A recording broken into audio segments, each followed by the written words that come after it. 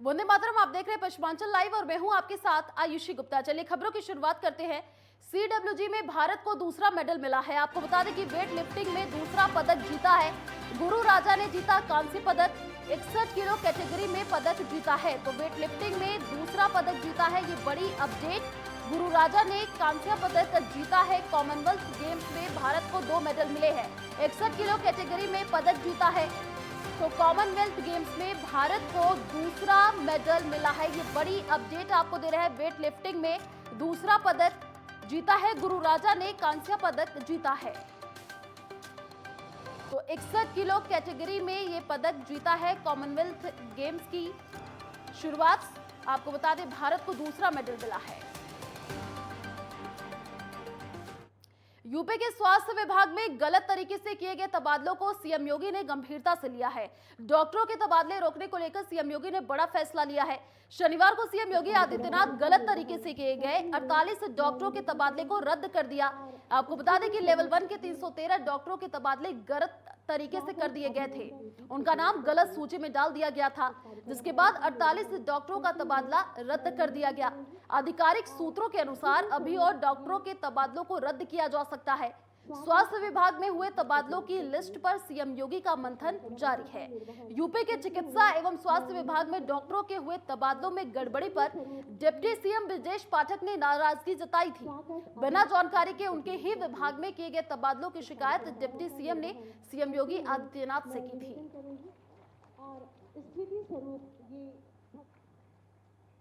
स्वागत अभिनंदन।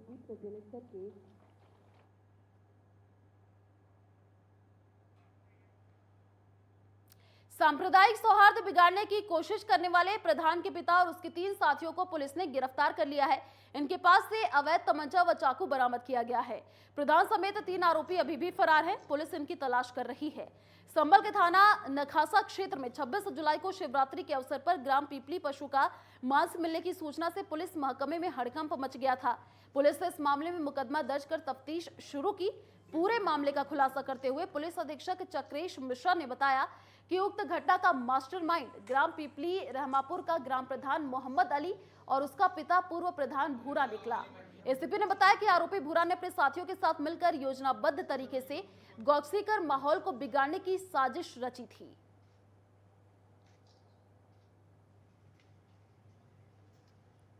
अच्छा, भाजपा कब से संबंध है आप लोगों का? काफी दिन से होगा। तो ये जो बैल काटा था, क्यों काटा? मैंने नहीं कहा, क्यों? लोगों ने कहा। अच्छा, फिर ये मेरे पास बैठते उठते इन्होंने मुझे कॉल करी, मैंने थाने को कॉल कर दी कि एक बैल का किसी व्यक्ति के द्वारा कटान किया गया है। पुलिस के द्वारा मौके पर पहुंचकर जो गौमांस था उसको बरामद किया गया और उचित धाराओं में अभियोग अज्ञात व्यक्ति के विरुद्ध पंजीकृत किया गया। इसमें जब विस्तृत जांच की गई तो ये पता चला कि गांव के जो वर्तमान प्रधान का पिता है, इसका नाम भूरा है, पुत्र छिद्दन, ये इसके द्वारा पूरा एक प्लान बनाते हुए योजनाबद्ध तरीके से मोहम्मद नबी और तौफीक, इन दोनों के द्वारा ये गौवध किया गया। इसमें जो बैल था वो राम गोपाल, जो ग्राम सद्दू सराय थाना नखासा का रहने वाला है, इसके द्वारा इनको बैल उपलब्ध कराया गया और इन दोनों कसाईयों के द्वारा उसको काटा गया। इसका पूरा प्लान भूरा पुत्र छिद्दन निवासी ग्राम पीपली रहमापुर इनके द्वारा बनाया गया था। मेरठ में पीएम आवास योजना में मकान दिलाने के नाम पर डूडा कर्मचारी का रिश्वत लेते वीडियो वायरल हुआ है। जिलाधिकारी ने कर्मचारी को हटाने के लिए निदेशालय को पत्र भेज दिया है। दफ्तर में एक व्यक्ति आता है, वह लाल रंग की टी-शर्ट पहने व्यक्ति को जब नोटों की गड्डी निकालकर 20,000 रुपए देता है, कर्मचारी पैसे लेकर जेब में रख लेता है, लेकिन ऑफिस में ही कोई व्यक्ति इसे पूरे रिश्वत कांड का वीडियो बनाकर वायरल कर देता है। मामले में जिलाधिकारी दीपक मीणा का कहना है कि कर्मचारी आउटसोर्सिंग पर काम कर रहा है, एजेंसी के जरिए उसे पद पर रखा गया है। कर्मचारी को हटाने और कंपनी को ब्लैकलिस्ट करने के लिए पत्र भेज दिया गया है।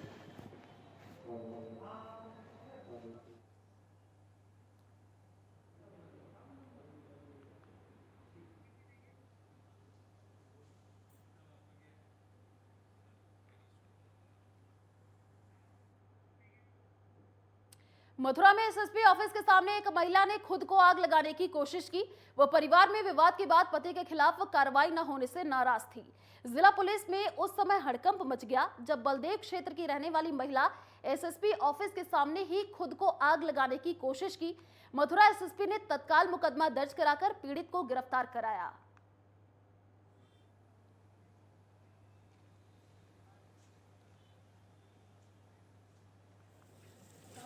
एक्चुअली डोली नाम की महिलाएं हैं, बलदेव थाना की रहने वाली हैं। इनका ये कहना था कि मेरे घर वालों ने, मेरे सास ने, मेरे ससुर ने और मेरे पति ने मेरे को मारपीट करके घर से बाहर निकाल दिया। इनका ये कहना था कि मेरे सास ससुर मेरे को घर में नहीं रखने दे रहे, मैं सुसाइड करना चाहती हूँ जी। तो आकर इन्होंने यहाँ पर तेल डालकर आत्मदाह करने का प्रयास किया, लेकिन उससे पहले ही पुलिस ने कार्रवाई करते हुए इनको उठा लिया और संबंधित एसएचओ को बुलाया है अभी। और इनका जो भी इनके अपने ससुराल पक्ष के खिलाफ इनकी जो शिकायत है, तुरंत मुकदमा दर्ज करने के आदेश कर दिए गए। सहारनपुर पुलिस ने कॉस्मेटिक रेंज की एक बड़ी कंपनी के नाम से बाजार में बेचे जा रहे 25 लाख के नकली प्रोडक्ट्स को बरामद किया है। प्रोडक्ट्स को कब्जे में लेकर पुलिस ने मूल कंपनी को इसकी जानकारी दे दी। एसएसपी प्रीति यादव के नेतृत्व में पुलिस की टीम ने कोतवाली नगर क्षेत्र इलाके की 3 दुकानों पर छापा मारा। नकली सामान बरामद कर तीनों दुकानदारों को गिरफ्तार कर लिया गया है। तो 25 लाख का आपको बता दें, 3 दुकानदार गिरफ्तार किए गए हैं। कंपनी को ये जानकारी दी गई थी कि 25 लाख का नकली कॉस्मेटिक मिला है। तो यूपी के सहारनपुर से ये खबर, 3 दुकानदार गिरफ्तार किया गया है। कंपनी को ये जानकारी दी गई थी कि 25 लाख का नकली कॉस्मेटिक बरामद किया गया है।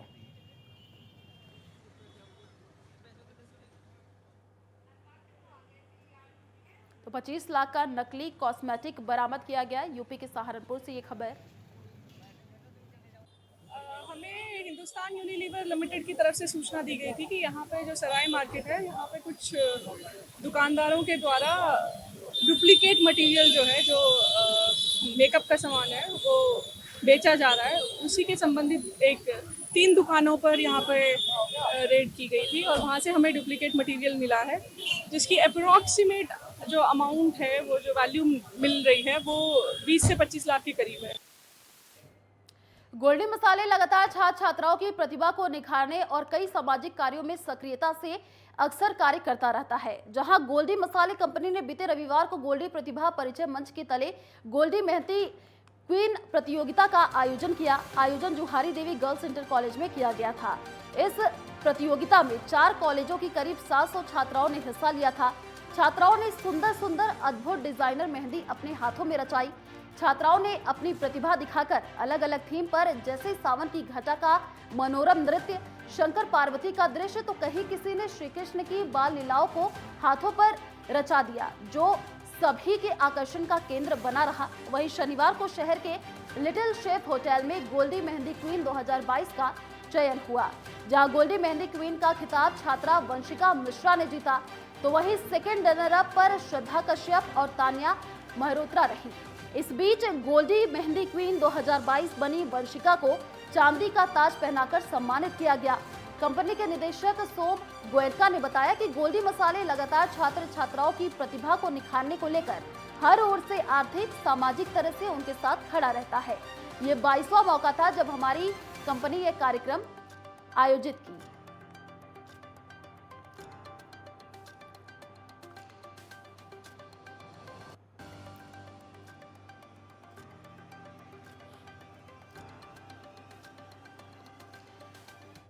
कहना चाहेंगे कि बहुत अच्छा मौका मिल रहा है सबको अपनी कलाओं को दिखाने का और अपना टैलेंट दिखाने का। गोल्डी मसाले ने इतनी अच्छी प्रतियोगिता कराई है। यस, पहली बार ऐसा हुआ है। बोलना चाहेंगे? बहुत बहुत थैंक यू बोलना चाहेंगे। सबकी प्रतिभाएं निखर के आती हैं इससे। कौन सी क्लास में पढ़ते हो? हम सेकेंड ईयर। शुभम गोल्डी मसाले कानपुर द्वारा गोल्डी मेहंदी क्वीन प्रतियोगिता का ये लगातार 25वां वर्ष है। कोविड पीरियड की वजह से 2 साल इसमें गैप हो गया था। अब की बार इसमें 4 विद्यालयों की लगभग 700 छात्राओं ने भाग लिया था, जिसमें से 20 छात्राओं का चयन हुआ। उन 20 सफल छात्राओं में से आज फर्स्ट, सेकंड, थर्ड इनका चुनाव हुआ, जिसमें फर्स्ट को चांदी का मुकुट पहनाकर मेहंदी क्वीन का खिताब से आयोजित किया गया और 2 रनर अप को भी पुरस्कार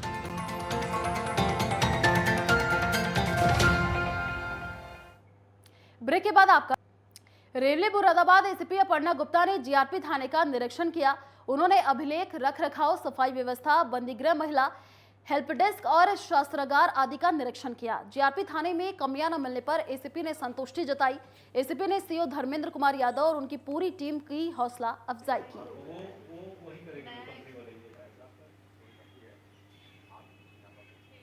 आज मेरे द्वारा जीआरपी थाना बड़ौद का अर्धवार्षिक निरीक्षण किया जा रहा है। यह निरीक्षण बहुत ही विस्तृत निरीक्षण होता है, क्योंकि इसके अंदर सभी सामानों की देखरेख किस तरह से करी जा रही है वो देखा गया, और अस्त्र शस्त्रों की क्या कंडीशन है वो देखी गई, बॉडी प्रोटेक्टर्स और किस तरह के एंटी राइट गाइड्स इन्होंने जो गियर है उसको कैसे मेंटेन किया हुआ है। साथ में यहाँ पे अन्य उपकरण और बाकी थाने की ओवरऑल क्या अपकीप है उस पर ध्यान देना, ये सब चीजें इसमें शामिल रहेंगी। अभी मेरे द्वारा इसको किया जा रहा है, अभी थोड़ी देर में कंप्लीट किया जाएगा। सांप्रदायिक सौहार्द बिगाड़ने की कोशिश करने वाले प्रधान के पिता और उसके 3 साथियों को पुलिस ने गिरफ्तार कर लिया है। इनके पास से अवैध तमंचा व चाकू बरामद किया गया है। प्रधान समेत 3 आरोपी अभी भी फरार हैं। पुलिस इनकी तलाश कर रही है। संभल के थाना नखासा क्षेत्र में 26 जुलाई को शिवरात्रि के अवसर पर ग्राम पिपली पशु का मांस मिलने की सूचना में पुलिस महकमे में हड़कंप मच गया था।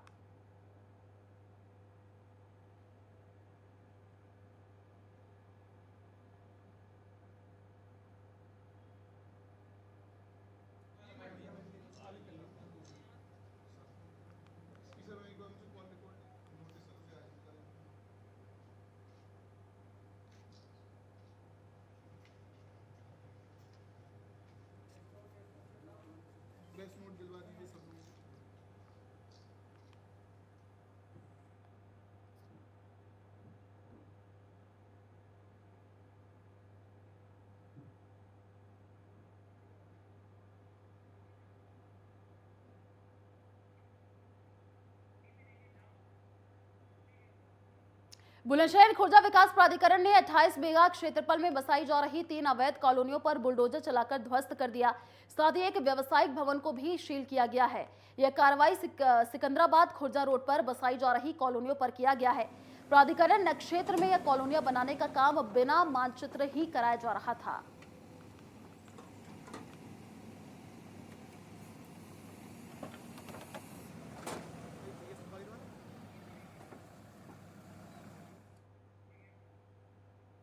सहारनपुर के शिवालिक की पहाड़ियों में मूसलाधार बारिश से घाट क्षेत्र की नदियां उफान पर हैं। तेज बारिश के कारण नदियों में जलस्तर तेजी से बढ़ता जा रहा है। नदियों को पार करने के लिए दोनों तरफ से वाहनों की लंबी कतारें लगी हैं। पानी के बढ़े जलस्तर के कारण लोग जिंदगी दांव पर लगाकर नदी को पार कर रहे हैं।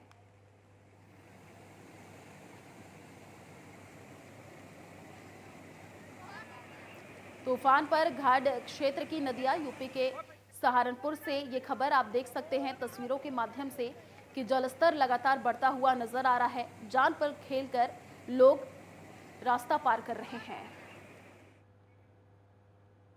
शाहजहांपुर में वाहनों का फर्जी बीमा करके ग्राहकों से ठगी करने वाले शातिर ठग को पुलिस ने गिरफ्तार किया है। आरोपी के पास से 88 वाहनों के फर्जी बीमा कागजात, लैपटॉप और प्रिंटर बरामद किया गया है। ग्राहक की शिकायत पर पुलिस ने यह कार्रवाई की है। तिलहर इलाके में पंकज गुप्ता नाम का व्यक्ति हंस ऑटोमोबाइल एजेंसी चलाता था। वह ग्राहकों से पैसे लेकर किसी भी पुराने बीमा के कागज को कंप्यूटर पर स्कैन करके उसकी डेट और गाड़ी का चेसिस नंबर एडिट कर वही कागजात ग्राहकों को दिया करता था।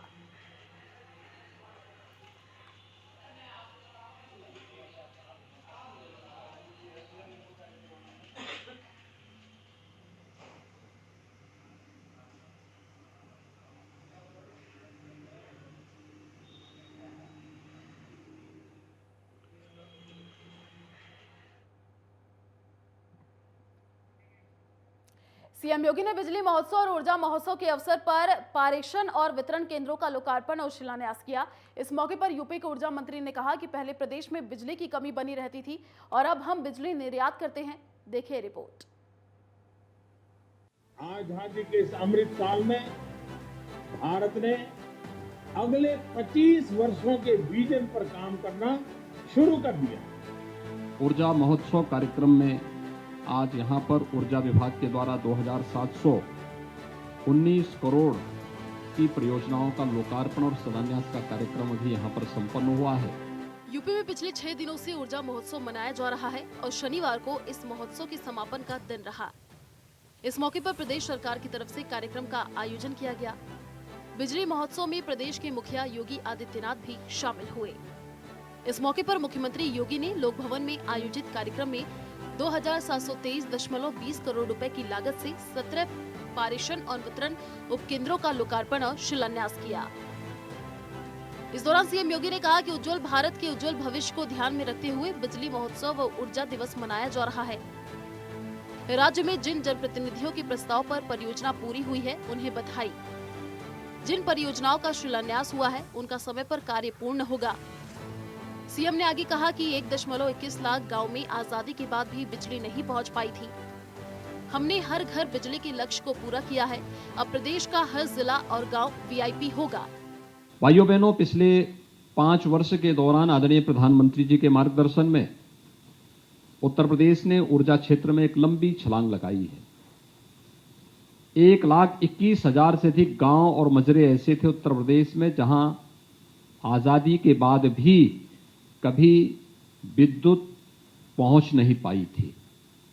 उन गांवों तक, उन मजरों तक विद्युतीकरण के कार्य को पूरा करना और विद्युतीकरण के कार्य के उपरांत सौभाग्य योजना लागू होने के पहले और सौभाग्य योजना लागू होने के उपरांत 1,43,00,000 परिवारों को निःशुल्क विद्युत कनेक्शन उपलब्ध करवाने का कार्य भी इस दौरान प्रदेश ने सफलतापूर्वक पूरा करते हुए प्रदेश के हर घर बिजली के लक्ष्य को प्राप्त करने की दिशा में एक बड़ा कदम आगे बढ़ाया है। विद्युत वितरण के भेदभाव को दूर किया। पहले 4 जनपदों में बिजली मिलती थी, शेष 71 जनपद अंधेरों में डूबे रहते थे। लेकिन विगत 5 वर्ष के अंदर आज प्रदेश के अंदर कोई वीआईपी जनपद नहीं, बल्कि प्रदेश का हर जनपद और हर गांव वीआईपी जनपद होगा। और इस लक्ष्य को प्राप्त करने के सामने आज जब ऊर्जा महोत्सव के कार्यक्रम के साथ हम सब जुड़े हुए हैं, तो यह सुनिश्चित यह करता है कि वास्तव में लोकतंत्र की सबसे बड़ी मजबूत आधार यही होती है जब बिना भेदभाव के जनता को उसकी सुविधा के अनुरूप, उसकी आवश्यकता के अनुरूप शासन की सुविधाओं से प्राप्त हो जाए। वहीं इस मौके पर राज्य के ऊर्जा मंत्री अरविंद कुमार शर्मा ने कहा कि विकास में ऊर्जा बड़ा कारक रही है। देश में पानी, बिजली और सड़क राजनीतिक मुद्दा बनता है। देश की अर्थव्यवस्था को गति देने के लिए ऊर्जा का विकास, बिजली की निर्बाध आपूर्ति आवश्यक है। पहले देश बिजली की कमी के लिए जाना जाता था और 5 से 10% की कमी बनी रहती थी। अब हम पड़ोसी देशों को बिजली निर्यात कर रहे हैं। हमारा देश जो बिजली में की कटौती के लिए जाना जाता था, बिजली की कमी के लिए जाना जाता था, लगभग 5% हमारी पीक डिमांड में कमी हुआ करती के सापेक्ष कमी हुआ करती थी बिजली की आपूर्ति में। वही देश देखते देखते माननीय प्रधानमंत्री जी के नेतृत्व में पीक डिमांड में भी हमारा देश जो है सरप्लस हो गया। और इतना ही नहीं, आपको फिर ताली बजानी पड़ेगी कि हम अपनी डिमांड को पूरा करके हम अब नेपाल, बांग्लादेश, म्यांमार जैसे पड़ोसी देशों को बिजली आपूर्ति करने, बिजली हम एक्सपोर्ट करने लगे। आपको बता दें कि सौभाग्य योजना के तहत यूपी में 1.43 करोड़ कनेक्शन दिए गए हैं। वहीं बिजली महोत्सव कार्यक्रम में सीएम योगी के अलावा ऊर्जा मंत्री अरविंद कुमार शर्मा, राज्य मंत्री सोमेंद्र तोमर, अपर मुख्य सचिव अवनीश कुमार अवस्थी और पावर कॉर्पोरेशन के अध्यक्ष एम देवराज सहित कई अधिकारी मौजूद रहे। यूपी सरकार के मुताबिक अगले 5 साल में अपनी बिलिंग और कनेक्शन एफिशिएंसी को बढ़ाना विभाग के लिए चुनौती है, जबकि योगी सरकार का कहना है कि राज्य को विद्युत की दृष्टि से आत्मनिर्भर बनना है।